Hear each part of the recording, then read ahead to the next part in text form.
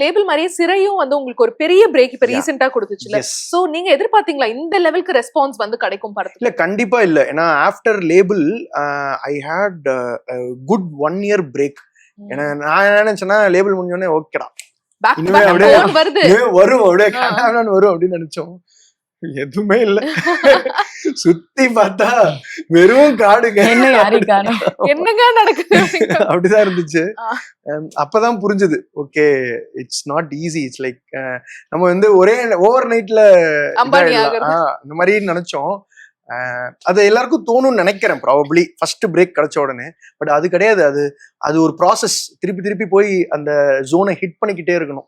நான் எனக்கு இன்பிட்வீன் எனக்கு ஆஃப்டர் லேபிள்னு பார்த்தா ரெட்ரோ கிடைச்சது. ரெட்ரோ ஆப்பர்ச்சுனிட்டி கிடைச்சது. கார்த்திக் சுப்ராஜ் சார் வந்து நான் ஒரு ஈவெண்ட்ல மீட் பண்ணி நான் வந்து ஐ ஷோடும் மை கிளிப்ஸ் பார்த்த உடனே பயங்கரமா இருக்குப்பா, மிர்சாப்பூர் மாதிரி இருக்குப்பா அப்படின்னாரு.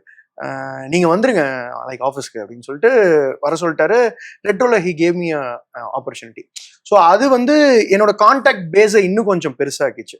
அந்த படம் ரிலீஸ் ஆகிறதுக்குள்ளேயே எனக்கு வந்து அங்க ஒருத்தர் பரிச்சயம் பண்ணாரு, காஸ்டிங் டைரக்டர் வந்து சூரின்னு சொல்லி. அவர் மூலமா வந்த ப்ராஜெக்ட் தான் சிறை.